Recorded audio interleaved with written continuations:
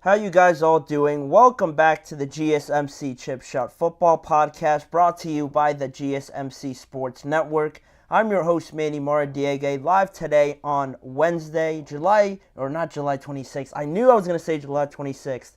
That was my sister's birthday, if any of you guys were wondering, but June 26th is today's date, and I come with you with some more stories around the NFL to talk about today. Some updates on some quarterback battles, some more off-season grades, and to start off with Tua Tagovailoa, with where he stands on his contract negotiations.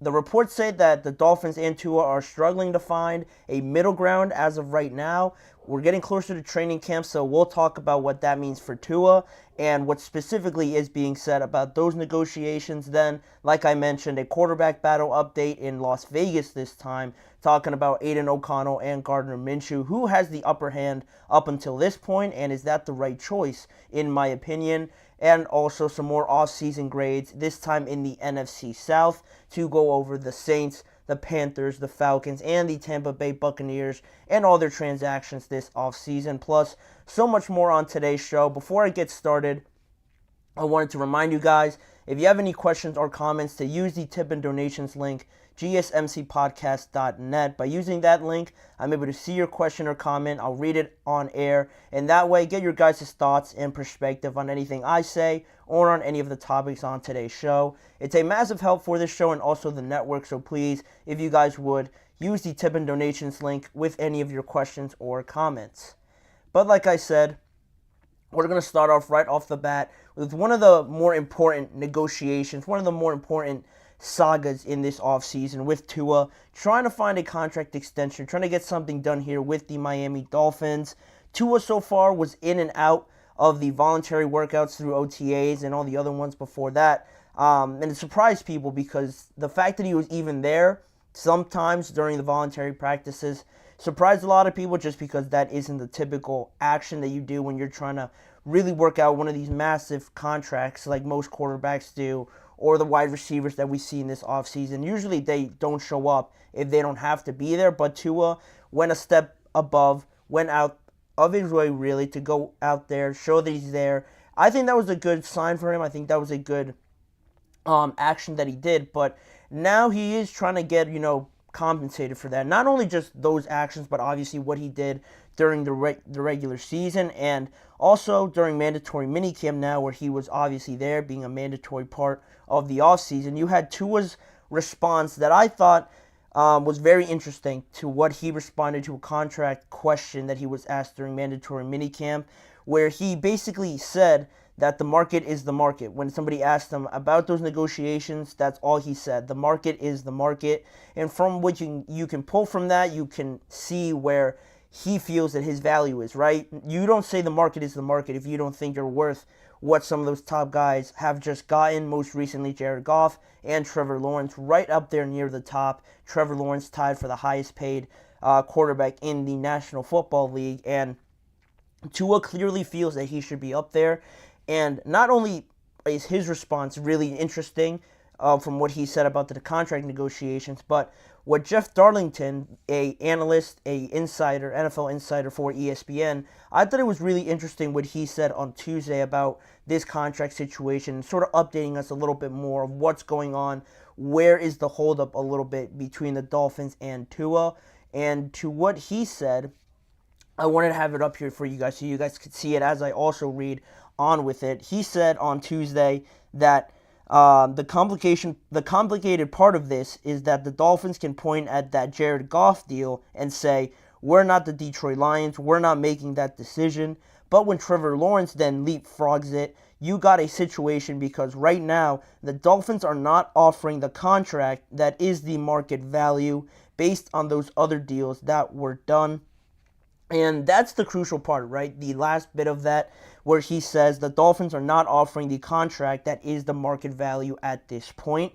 And you can see why Tua might feel a way about that, why the negotiations might be stalling if Tua really feels that he is valued at that high. Because if you look at Tua, just based on what he's done, an early MVP candidate this past season for how well the Dolphins were playing, for how well he was doing personally, and then also leading the NFL in passing after the regular season. Trevor Lawrence hasn't really ever done that. He hasn't taken that next step to being a stat leader or being in MVP talks or something like that. Tua has the upper hand over that, and basically outside of that, they've had similar playoff success. I guess you could put Trevor Lawrence a step ahead just because he won a playoff game, but it doesn't really move the needle too much in my opinion. So you have that aspect of it, comparing yourself, if you're Tua, to Trevor Lawrence. He got so much money. How could he not think he's worth that if they're really producing the same amount of stats, production out there on the field? And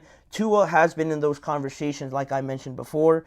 But Jeff Darlington continued on in his statement on NFL Live on Tuesday, and he said, based on my conversations, they are not in the Jared Goff and Trevor Lawrence ballpark.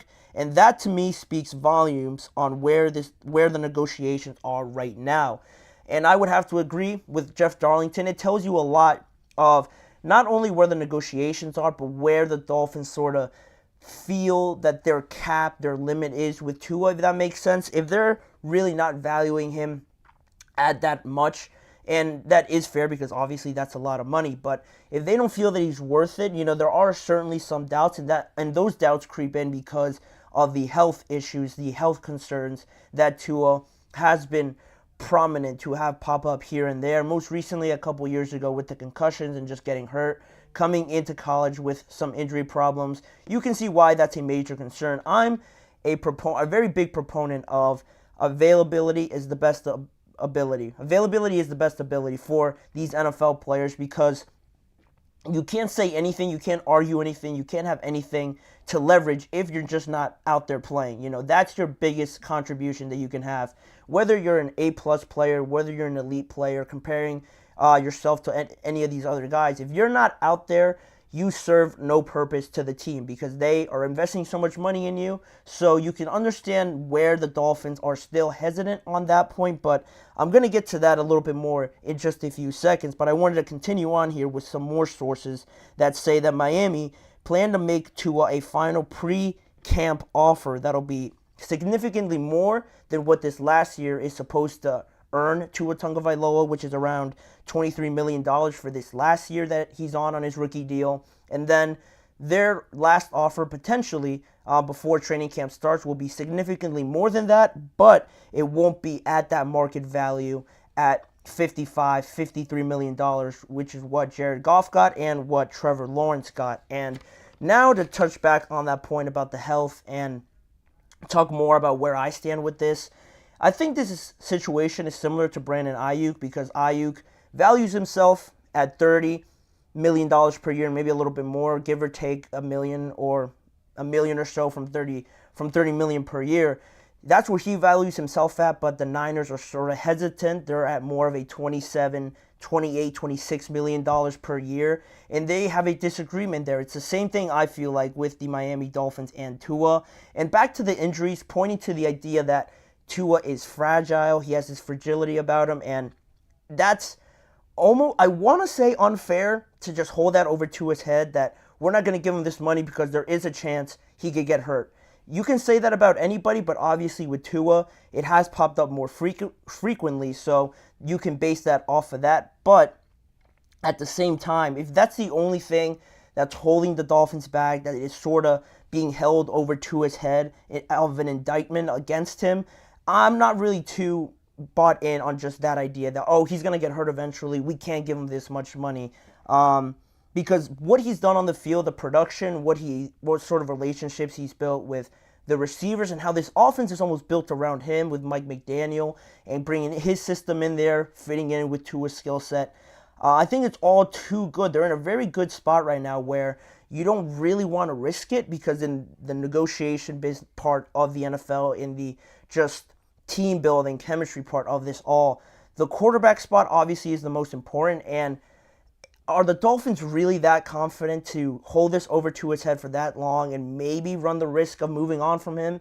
You have the idea of maybe Dak doesn't re-sign with the Cowboys so he could be available next offseason. That could be a viable option, but if he hits the free agent market, it just becomes a bidding war, and there's no guarantee that the Dolphins will win that bidding war when maybe other teams who have a lot more cap, like teams out there that might have more cap than the Dolphins, and they could just throw a ton of money at Dak, and there's no guarantee you can get a quarterback of the level of Dak or even of Tua if you decide to move on from him.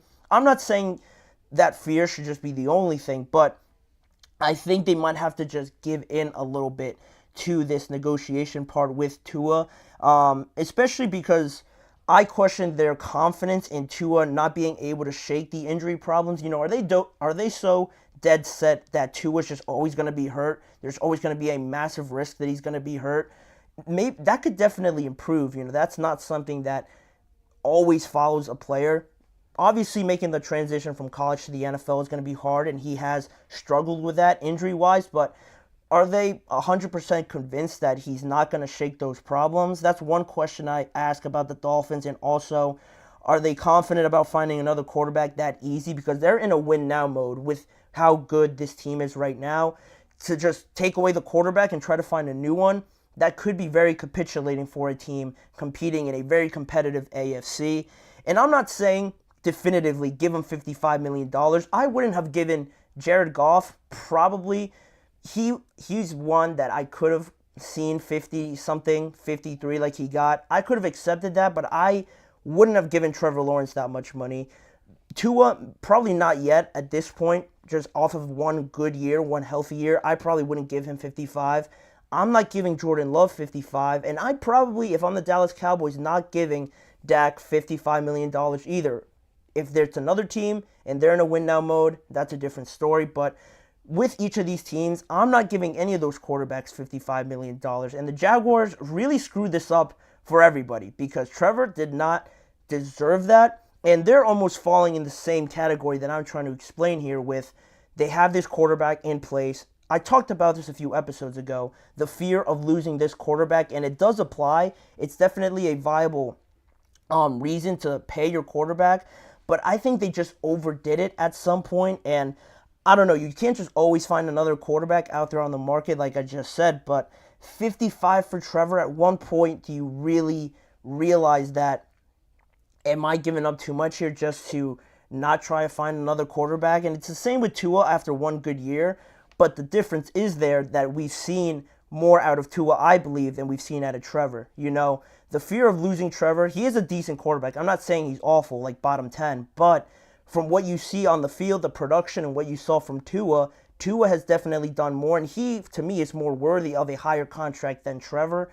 But because the Jaguars overspent on giving Trevor this massive contract, now Tua has a very good reason to think that I've done more, arguably, than Trevor Lawrence at this point. Why can't I earn that much money? And I think that's a good idea. I'm not trying to convince anybody that he deserves that, but I'm just trying to clear up the idea of understanding where Tua is coming from to want that much money.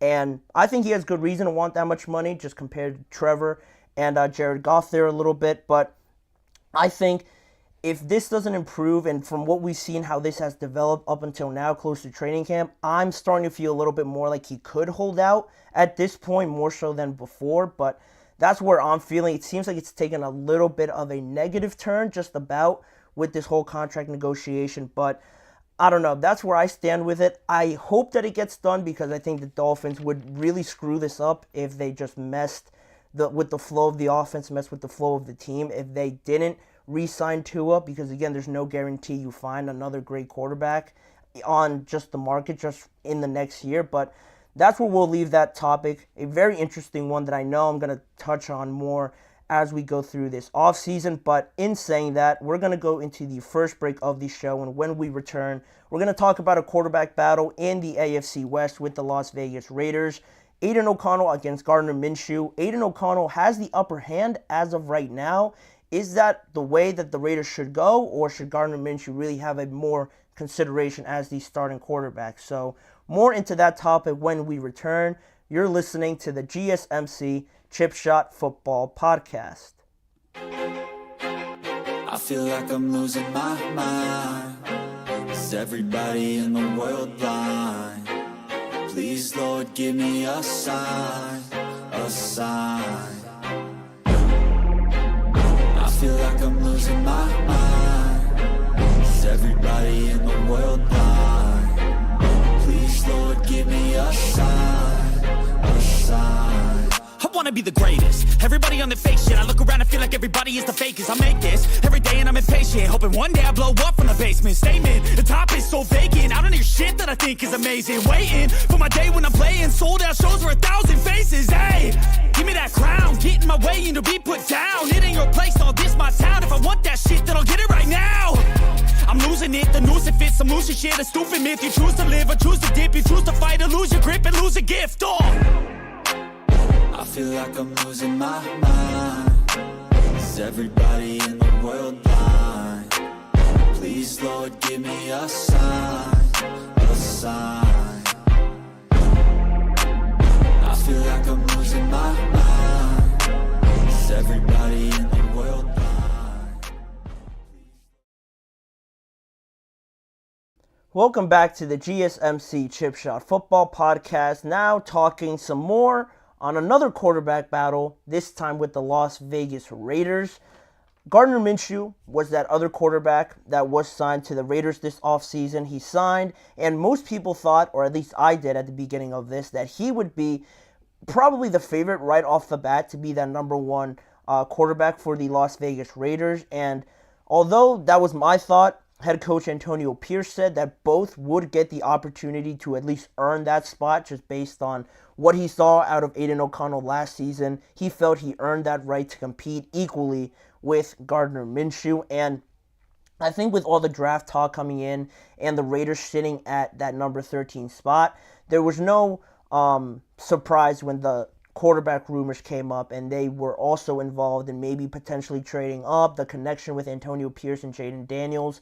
I think this team is still looking for that talented franchise guy like a Jaden Daniels or a Caleb or a JJ McCarthy. I think they're still in that market, but for right now, it seems that they've settled on AidanO'Connell versus Gardner Minshew for this year to just take them into this bridge year, and then hopefully they have better luck finding their next franchise quarterback in the draft or next free agency in 2025. But where this quarterback battle stands as of right now, an update was provided on Sunday by ESPN's Jeremy Fowler, and he said on how the quarterback battle is going that O'Connell and Minshew in the spring went tit for tat, went after it, and AidanO'Connell probably has the slight edge right now based on coming into year two, being more vocal. I'm told he's acting like a starting quarterback, and Davante Adams loves him, which always helps, certainly, with the brownie points. And that came out as a bit of a surprise to me. Like I mentioned, I thought Gardner Minshew was coming in with a better resume and just a little bit of a safer pick here for the Raiders to go with him. But it popped up the question of, who are you more confident in? Am I more confident in AidanO'Connell and his time already there with the Las Vegas Raiders? You already had a good opportunity to really look at him, know what he's about in that first year last year. Are you more confident in his time there, or are you more confident in Gardner Minshew coming in with more experience as a very qualified backup, stepping into a starting role, having success last year with the I'm getting a Woj report here on a trade for the NBA. But regardless of that, are you more confident in Gardner Minshew and just his experience and coming in as an established veteran quarterback to lead this team? That is the question, and just based on this, it seems like the Raiders are following in that first portion of that question, more so in AidanO'Connell's time there with the team. And Minshew has come in with a lot of moxie, already understands the offense and changing plays at the line, and good at that off-script stuff, like also Jeremy Fowler reported on the situation. So it's not like it's a done deal or it's just a foregone conclusion that AidanO'Connell, this is his job already. Most sources believe that this competition will go to the preseason and then the final decision will be made. So we're still a long ways away when the pads come on, when it's more football-like, regular season game-esque. We're really going to understand how these quarterbacks play out and what they're really about in those certain situations. But for right now, AidanO'Connell has the early lead. And if you look at them just off of last year, off of that short resume, off of the 2023 season. As a starter, Gardner Minshew came in with a 7-6 record, AidanO'Connell with a 5-5 record, a completion percentage of both of them being at 62%. Minshew threw for more yards last season. He played more games than AidanO'Connell. He had 3,305, and O'Connell had 2,218. Minshew threw 3 more touchdowns with 15 compared to AidanO'Connell's 12, but Minshew did throw some more interceptions at 9 compared to AidanO'Connell's 7. So looking at those stats side by side, like I have them on here, very similar, almost completely identical in almost all of their stats. So that's what makes this quarterback battle a good job of becoming more exciting, more dynamic on the offensive side of the ball, developing a bit more of a reputation, a bit more, what's the word I'm looking for? Just a better understanding of this offense with a new offensive coordinator coming in, Luke Getsy, understanding this offense because Davante Adams has already been in this offense with his time, both of their times in Green Bay, and how successful they were. I think bringing those ideas over, how successful Green Bay was, and now you're adding so much more talent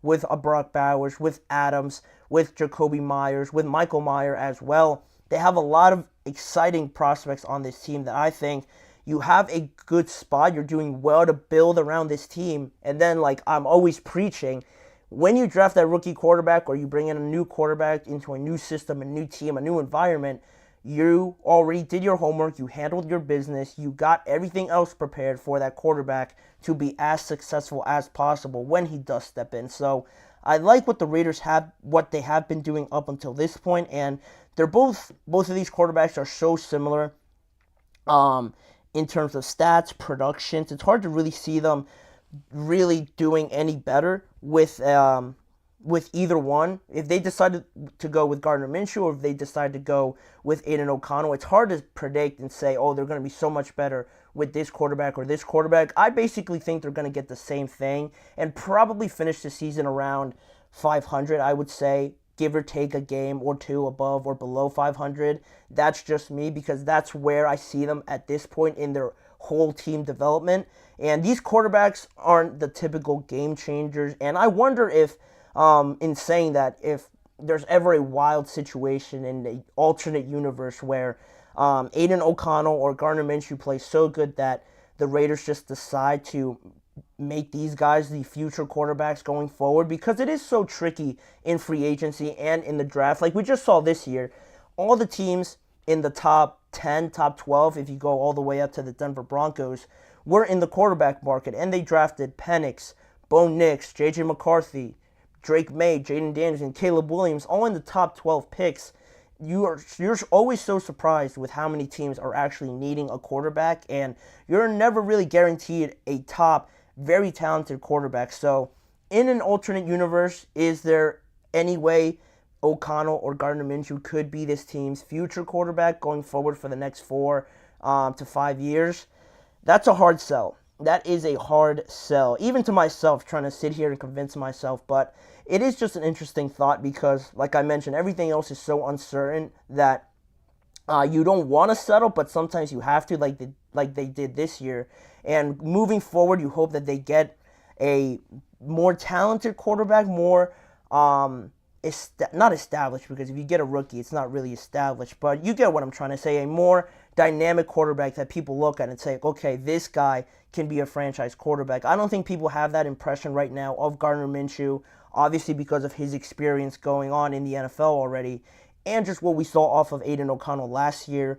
I don't think too many people are buying into that, but regardless of that, AidanO'Connell has the upper hand as we're talking here on this situation, and it's very interesting because he is, from what we saw in his first year, not too much crazy plays, not too many off-script stuff like Gardner Minshew is known to do, those typical Minshew magic moments that he pulls out, and it makes the game a lot more exciting, much more of a dynamic play to sort of defend if you're on the defensive side of the ball. But AidanO'Connell, I think, is a little bit safer. I remember seeing that Antonio Pierce, one of the praises he had on AidanO'Connell was that he was very safe with the ball. He had very good ball security, so that's obviously important.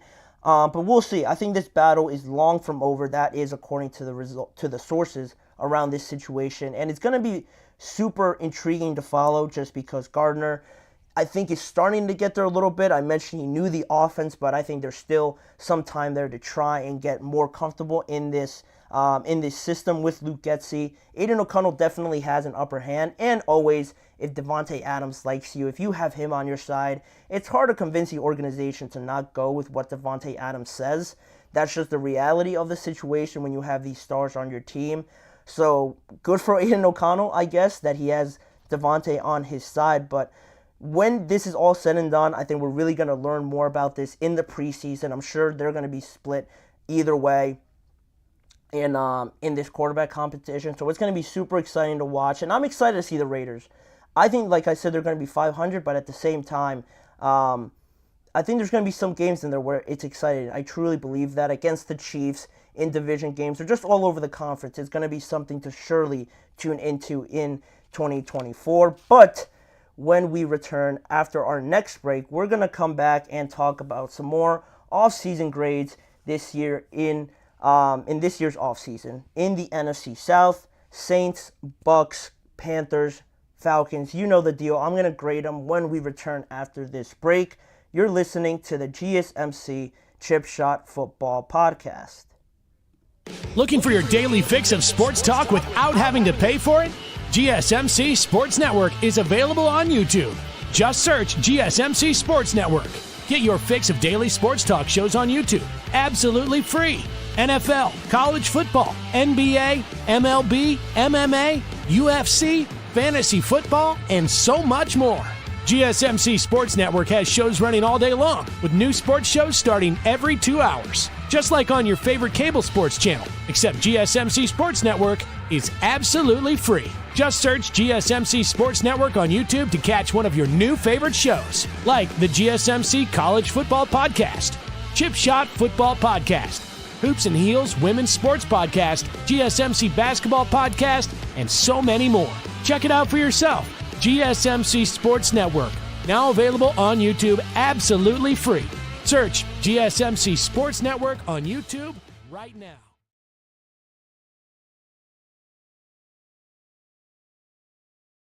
We are back here now on the GSMC Chip Shot Football Podcast. Do jump into our next segment. Kelsey, how you doing?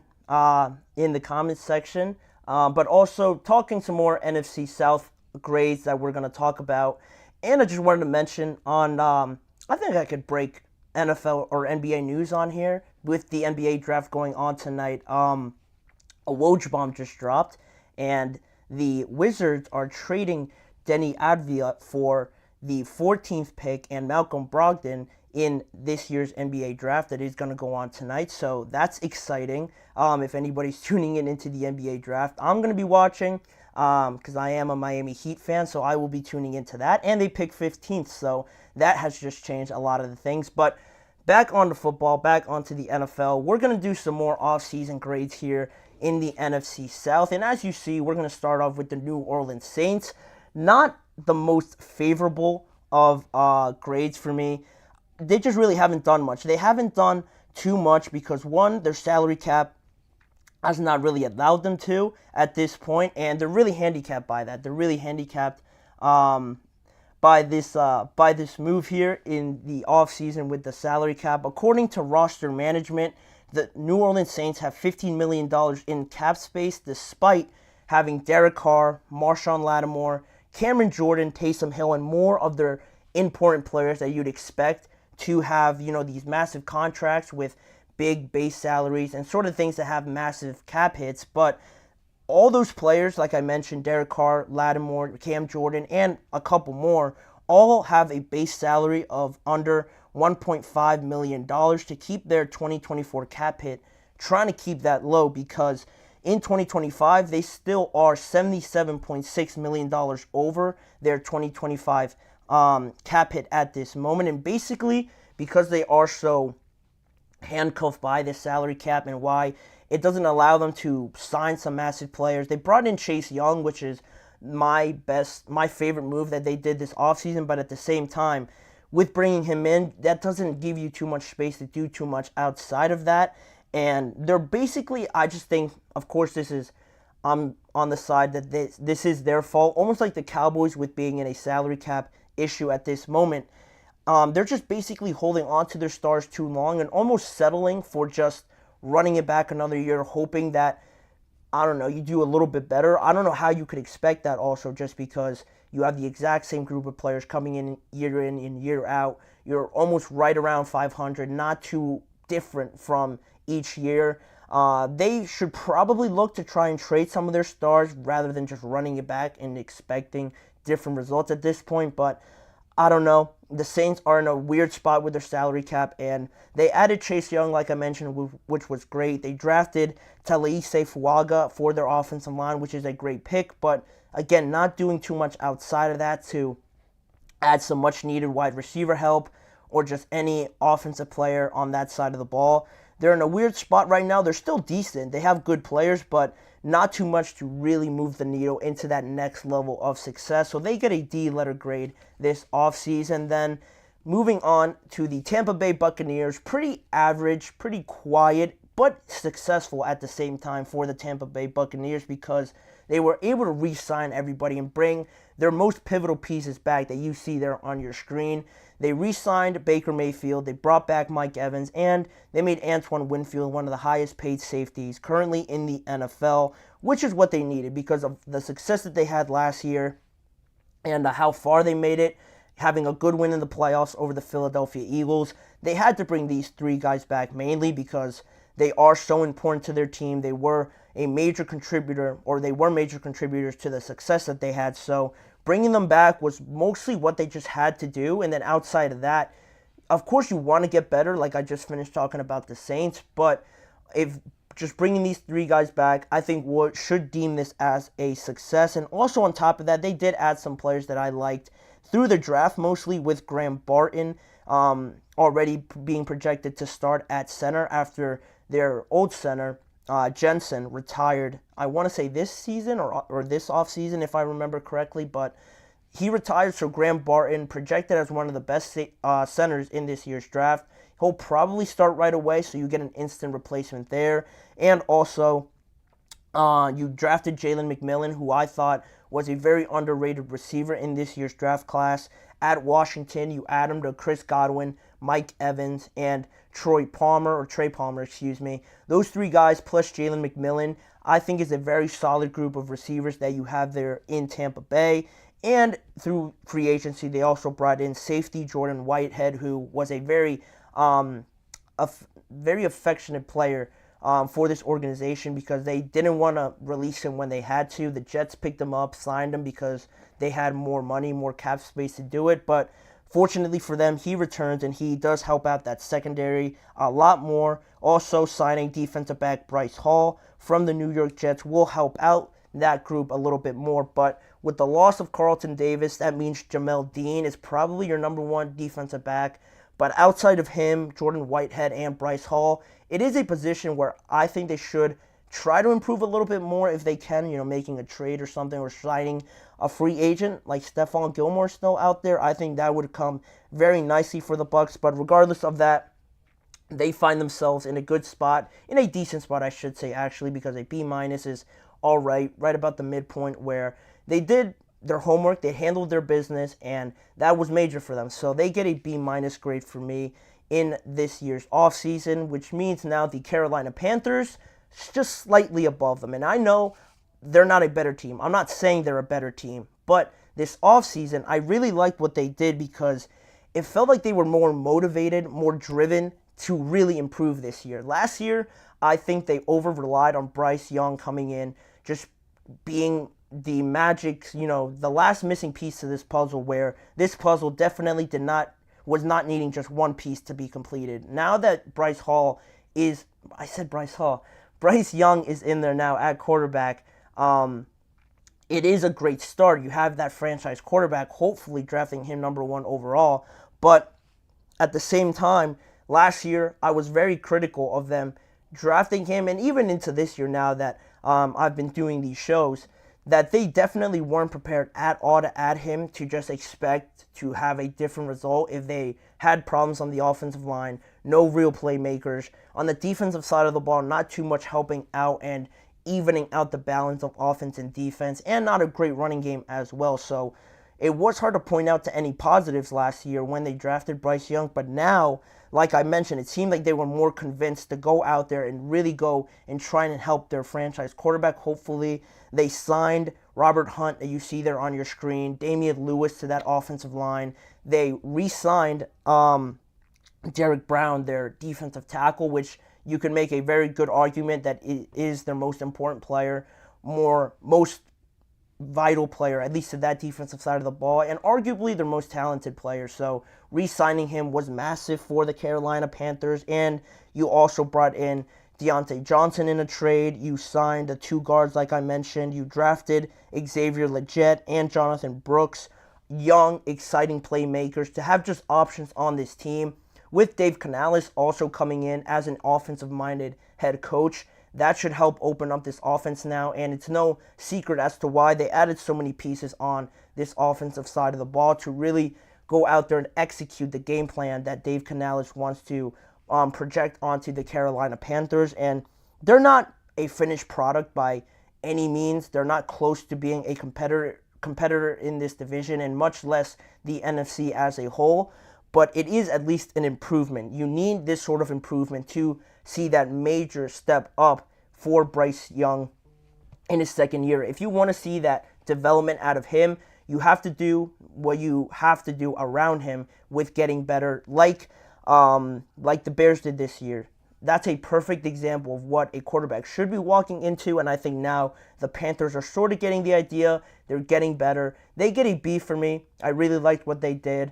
There's still holes to be made, so they could have gotten a little bit better, but I think B is a fair assessment this offseason for them, which means now the final team, the Atlanta Falcons, probably in a lot of people's minds got tremendously better. And I'm not saying that they didn't, because in one aspect, you brought in Kirk Cousins to be your quarterback, which was great. It was an awesome move at the time. I think it was March, right, when they signed him after the tampering period. At that time, I was like, great, this is going to be awesome for the Falcons, because all the talk was always about not using Kyle Pitts enough, not having good quarterback play to really use the weapons that they have at their disposal. And you bring in Kirk Cousins, which was great for this team, an instant veteran leader. And I had no problem with the guaranteed money that they gave him at all. When I knew it was just Kirk Cousins, it was going to be his show to run. But then it becomes an issue. That guaranteed money becomes a problem when you draft a quarterback at number 8. Very confused by it. At the same time, it's hard to hate on it completely, because I like Michael Penix. I think he's a good quarterback. And I would have had no problem if the Falcons, in free agency, maybe used all that money that they gave to Kirk Cousins and used it on defensive players.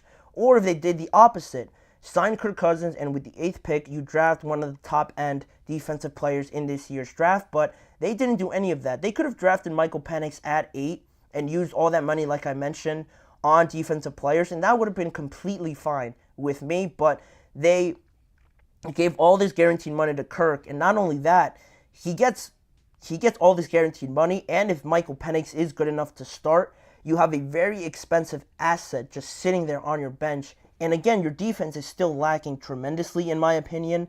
That is the biggest problem with me, and it was hard for me to give them a B-, because they definitely got better. They found that missing piece, but they overdid it at that position, and the reasonings they gave, I can't really, support too much. And to give them a B- also, I didn't want to be too harsh, because I like the addition of Darnell Mooney to this offense now feeling more complete this year in 2024, and they're definitely going to be more secure, more efficient on the offensive side of the ball with Bijan Robinson, Drake London, Kirk Cousins or Michael Penix, whoever the quarterback is, Kyle Pitts. That offensive line is pretty underrated as well. They're going to be better, but just in terms of the offseason and what decisions that they made, not really addressing defensive line, because they haven't had a great pass rush in a long time now.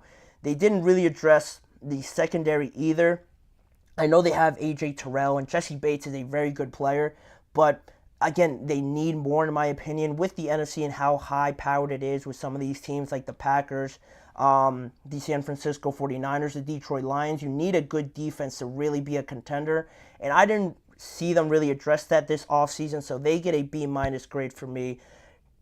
Got better, but the decisions that they made to go along in this offseason, I can't really stand behind with the Atlanta Falcons. So a B- is their grade and the last grade for this segment in the NFC South.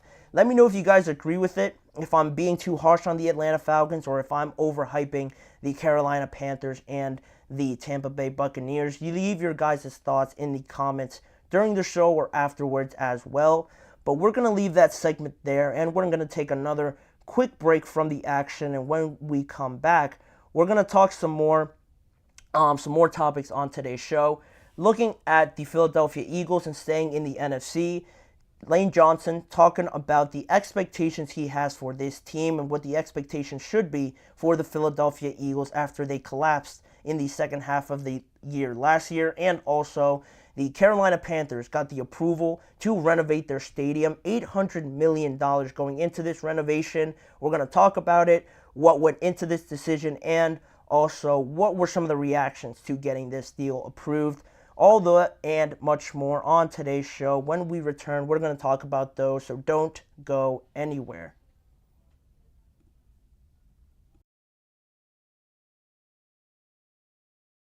For the best and latest podcasts available anywhere, go to the podcast app on your cell phone and type in GSMC to access free content-rich podcasts on health and wellness, book reviews, sports, entertainment, relationships, social media, movies, technology, finance, and even weird news. Subscribe and download the GSMC Podcast Network's family of shows, available everywhere podcasts are found.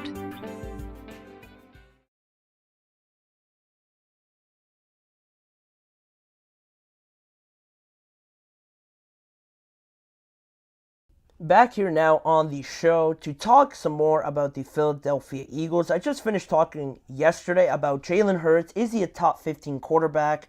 Breaking news, he is, obviously. There were questions about that from Fox's analyst Nick Wright by questioning it a little bit just based on the performance of last year and how bad the Eagles did as a whole. It wasn't just on Jalen Hurts, but really on this entire team. And now we had Lane Johnson, one of the established veteran leaders on this team, not just on offense, but on the entire team, with Jason Kelce retiring, with Fletcher Cox also retiring. He really now steps into the limelight as one of the biggest leaders on this team, along with Brandon Graham and Jalen Hurts, obviously, as well, being the quarterback. But Lane Johnson, one of the veterans on this team, like I mentioned, made an appearance on NFL Network's The Insiders, a show that they have on the NFL Network, and he discussed the expectations for the Eagles in 2024 after starting 10-1, then finishing 1-5 in their last 6 games.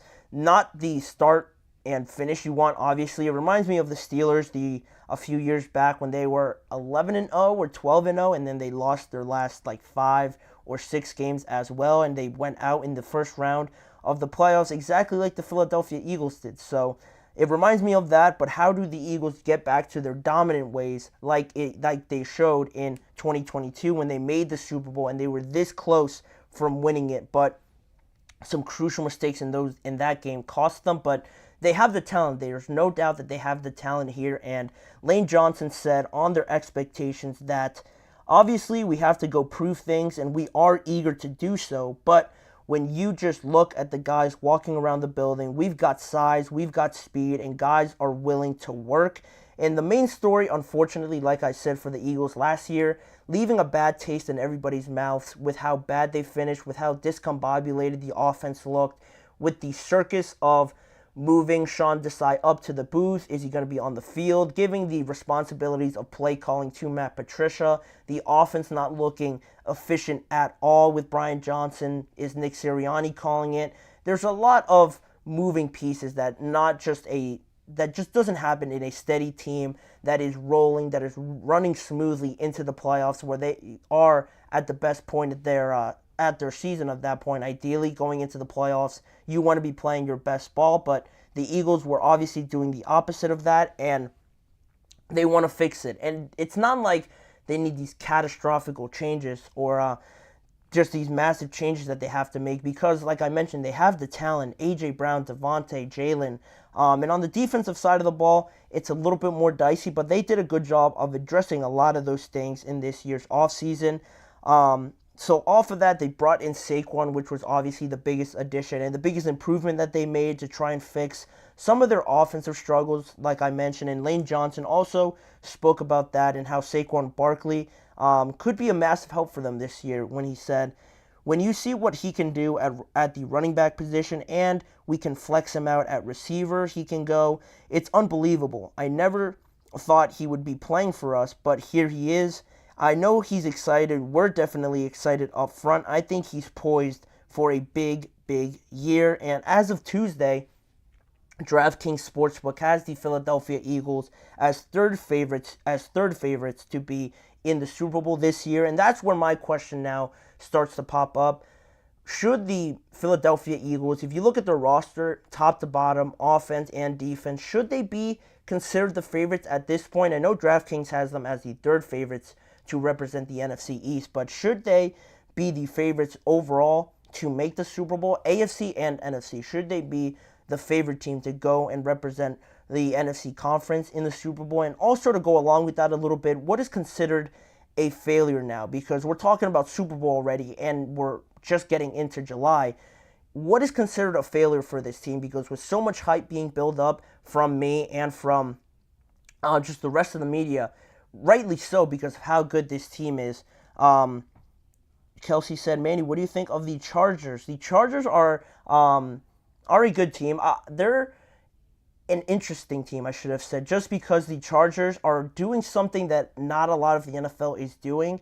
They are really buying into this idea of being more of a bully style of an offense, being more run heavy, more in your face, winning the game of the trenches, and not being so high powered, high scoring. It is ideally you want to be high scoring in this NFL, obviously, but I think they're doing it a different way, and I really like what Jim Harbaugh is doing, going against the typical quarterback, getting out in a 5-wide, 4-wide formation, just throwing it 40 to 50 times a game. I think it's going to be certainly different, and I think a lot of people won't really like it at first, but he's had success in the NFL, then it translated to college. I have no doubt that he'll find a way to make this team good again, and it's been a long time. I think they've definitely deserved to be good with Justin Herbert and the talent that they just have from top to bottom in that organization. I like their team and how it's made up, but it's no secret that I would like to see some more talent on there, getting rid of Austin Eckler, Keenan Allen, and those sort of players. I think they need excitement, but it's definitely not in a situation where they're not going to be good at all. It's going to take some time, but I like what they're doing over there in Los Angeles. But back to the Eagles and talking about should they be favorites and should they be considered the favorites for the NFC and what is considered a failure this year for them with so much hype being brought into this team right away. What is considered a failure? I would probably say not getting to the NFC Championship, because you don't have a good excuse to not get there right at this point. Because last year they were 10-1 at one point last year. You don't get to be 10-1 and be considered mediocre or a fraud. I know they went out in the first round of the playoffs, and that would suggest that they're obviously frauds, but to me it was more so that they just didn't have the right pieces in play to really be a contender, because this team, they have the talent on this team, but some of the pieces that really get you over the hump and get you to those places where you win the battle off of the field, you win the chess match off of the field rather than just on more talent than the other team on the field. That's where they were struggling, in my opinion. And Eric says, DeAndre Swift wasn't bad. Is the signing of an injury-prone Saquon Barkley worth letting Swift go? With Kelsey retired, the offensive line just lost its soul. I agree. I definitely agree. Would it been better to sign a great offensive lineman? It is interesting with that offensive line because they are very good just where they stand right now with Mailata, Lane Johnson, and Landon Dickerson. Three of those guys probably can make a good argument that they are the best at each of their positions at offensive line. So they really only had that center position and right guard, I guess you could say. And they have Cam Jurgens. I know they're going to try him out at center. He played guard last year, but obviously with Jason, he was going to be the center. But he is a natural center, Cam Jurgens, so he's going to get tried out there at center this year. And the right guard position, that's one where it's going to be a little bit dicey where they find them. And I think, to Eric's point, I don't think it would have hurt, definitely, to not look and explore that opportunity to get another good offensive lineman. But I think they're going to be good in that department. And in terms of the running back with Saquon Barkley, was it worth signing him and letting DeAndre Swift go? I do agree that Swift was good for them. I think he was very good for them. He had his first 1,000-yard season, if I'm not mistaken, or he was very close to it with the Philadelphia Eagles. I was surprised that he wasn't re-signed, but I think where they are at this point in their careers and what they are, where they are considered in terms of hierarchy, in terms of running backs, I think most people would say that Saquon was worth it. I think he is just a better player overall, Saquon, but again, those injuries do scare me, and I think it is a legitimate concern. But when you have that opportunity, especially to stick it in the face of the Giants and take away their best player, you gotta love it. I love the pettiness, and if they had the opportunity not only to get better at that position, but to make a division rival worse, they were definitely gonna do it, and I really like that they did it because of those reasons. And with this team being so good, and being so hyped up at this point, I think anything less than an NFC Championship game for them, adding Saquon, like you said, Eric, and where they just are talented all over the field, not getting to the NFC Championship game at least would be a failure in my opinion, and they shouldn't be considered the favorites. I know DraftKings has them as the third favorites, and I would probably agree with that because I'm more of a guy of I want to see it all, how it all fits together before I give out a prediction like that. I think the 49ers are probably rightly the rightful favorites right now because they are so consistent with it, but the Eagles are coming. They're almost here, actually, with how good they are. It shouldn't take too long before they are right up there as one of the best teams in the NFL, and I'm excited to see those games with the 49ers, with the Detroit Lions getting better. The Packers aren't a team to sleep on anymore. This is going to be a very exciting season in the NFC, and I'm looking forward to it with what Lane Johnson had to say and with just my overall thoughts on the Philadelphia Eagles. But with saying that, we're going to leave that segment there, and we have one more thing to talk about, some news that broke this week, that the Panthers got the approval to renovate their stadium, $800 million going into this renovation. What went into it? What are the little details about who is paying what with this renovation, and what does it mean for the Panthers going forward? More on that topic when we return. You're listening to the GSMC Chip Shot Football Podcast.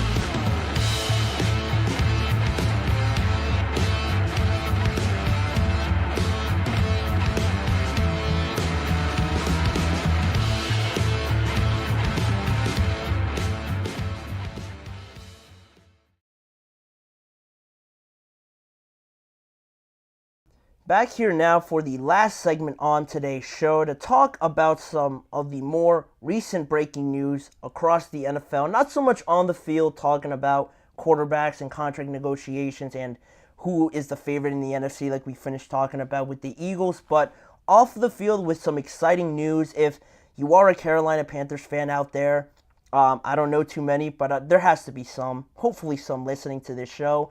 The Charlotte City Council voted on Monday night to approve a joint $800 million stadium renovation plan with the Carolina Panthers to stay in Charlotte until at least 2045. The final vote came out to a 7-3 vote in favor of approving this new renovation plan for the the Carolina Panthers. $800 million going into this renovation plan. It's exciting. It definitely is exciting for the Carolina Panthers because obviously the production on the field hasn't been the greatest, but off the field, when you can get something like this, it's always exciting when the city is buying into, I think, the team. Most of all, when the city is excited about their team, maybe not performing great, obviously, like I just mentioned, but when they have an exciting new plan like this, the stadium's going to look different. It's going to look more modern, more exciting, more improvements to this team. That's something that at least gets the fans in there and gives you more incentive to get better if you're the Carolina Panthers, as well as that. But for the renovations to the Bank of America Stadium, the city will pay $650 million towards the renovations, and Panthers owner David Tepper will pay $150 million also towards this plan. The city's $650 million will be funded by the existing hospitality and tourism tax resources that are required by the state to use on projects to support the city's tourism economy. So they have that going for them. David Tepper not paying too much out of this, and I mentioned that only because David Tepper, according to Forbes, is the second wealthiest owner in the NFL, estimated worth of $20.6 billion. And some of the issues and some of the doubts that came from this plan initially before they voted on it from the residents of Charlotte was that if David Tepper is so, wealthy, worth so much, most people, residents in Charlotte, made the argument that he should be paying for this entire thing and not be asking for the city council and the city of Charlotte to contribute $650 million to this plan if he's worth so much. But the connection there with David Tepper as the owner, buying the team in 2018, and the city of Charlotte hasn't been the greatest up until this point. So that was one issue that came about this, and how this sort of renovation plan splits up with who is paying what and how much David Tepper is contributing to this project. But according to the Associated Press, Tepper agreed to also pay an additional $421 million as well in potential overages for the capital upgrades to the stadium as well. So he is paying a little bit more than what initially is thought of. 150 plus the 421 in potential overages for the capital upgrades is exciting for the Carolina Panthers. And just outside of the financial talk about this, the issues I wanted to talk about with this issue, Eric says, with the success of CJ Stroud, how much pressure is on Bryce Young in his second year? There is a lot of pressure, but I think it should be monitored a little bit, if that makes sense, Eric. Because with CJ, he fit into the right situation. Everything fell as perfectly as you would want it to in your first year. You have the talent in Tank Dell. Nico Collins had a breakout year. Head coach DeMeco Ryans doesn't get enough success. He was a absolute rock star for them as a head coach. And defensively, they had a lot of young studs on that defensive side of the ball. So everything fell perfectly for CJ, whereas Bryce Young, that was funny, Kelsey, sorry. But for Bryce Young, I think it's just a little bit different. It's a little bit different just because he's had to earn it a little bit more. And with this team, like I mentioned, I think it is so important when the team just does so much better to prepare themselves for a rookie quarterback. The Houston Texans did an ideal job of doing that by having Nico Collins there already, drafting Tank Dell, having a great defense, and an offensive line that was underrated. They signed Dalton Schultz as well. So they did exactly what you have to do when you have these rookie quarterbacks coming in. Whereas the Carolina Panthers, I just keep saying it, they didn't do any of that. They didn't do enough to help out Bryce Young. And now with this new stadium coming in and them getting a little bit better, you hope that now they're turning the page a little bit because that excitement from a new stadium can only last so long before the team still, or the fans still realize that this team is not that great. But they are getting better. They are getting better, and I think this stadium and the potential of them getting a little bit better should be very exciting for them. And the issues that just arise a little bit from this renovation plan were that the initial doubts I mentioned around David Tepper paying a little bit more than he should have because of the fact that he is worth so much was one of the issues around this whole situation with the renovation plan. But also, one council member, Tijuana Brown, voted no against the renovation plan because of David Tepper's bad reputation and lack of transparency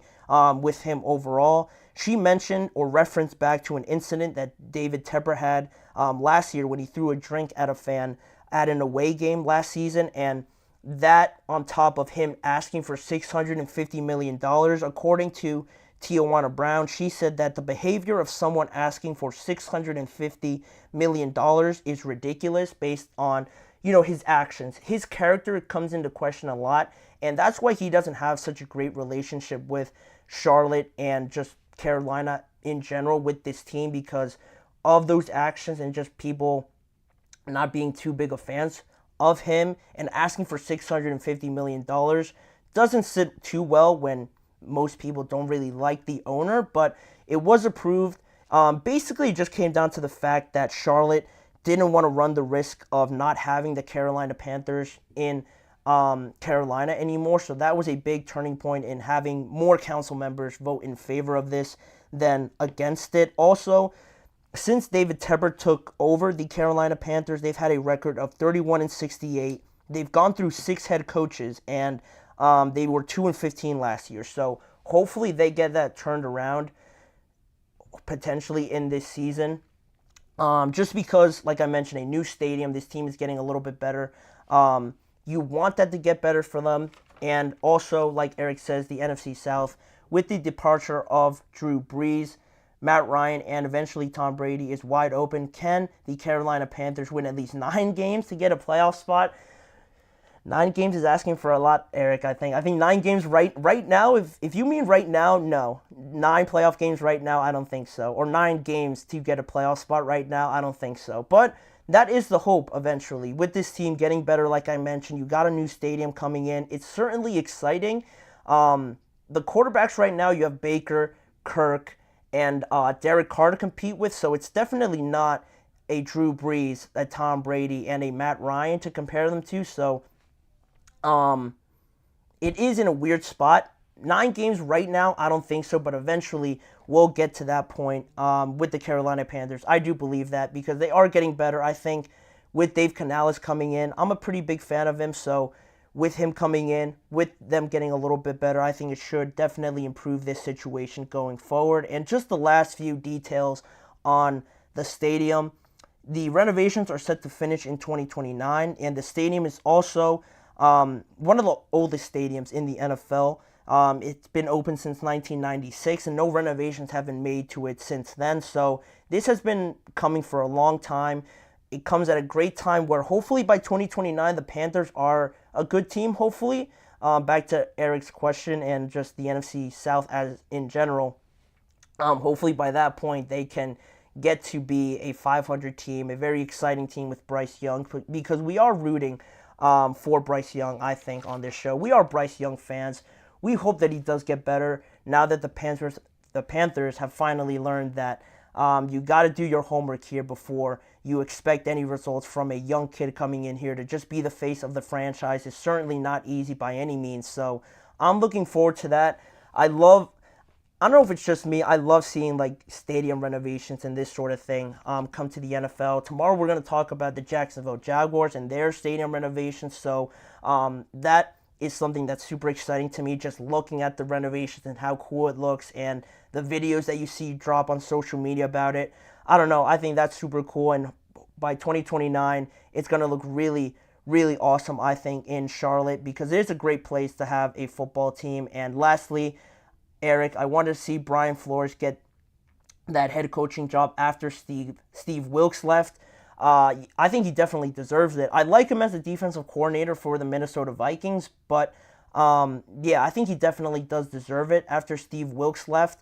It's going to be interesting, certainly. He's going to get a job, certainly. The coaching carousel in the NFL just definitely continues to go over and over. He's going to get a job, certainly, in one of these spots. Probably, if I were to throw out a team that might need one, I wanted to say the Eagles, but that would be too crazy because I just finished talking about them being favorites. But he's going to get a job, certainly, there, Eric. But that will do it for this show. That'll do it for this segment and the show overall. I wanted to thank you guys for joining me on today's episode of the GSMC Chip Shot Football Podcast, brought to you by the GSMC Sports Network.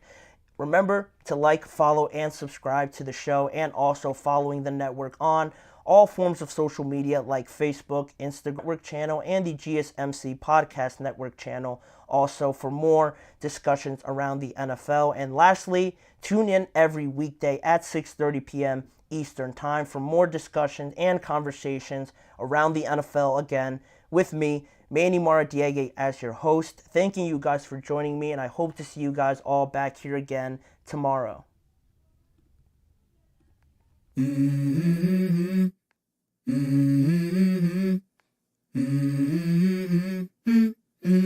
Let's go. I wake up to a little bit of drool on my pillow, feel like it's gonna be a bad day. Yeah, I'm tired of shit, and the coffee ain't hit yet, damn, ain't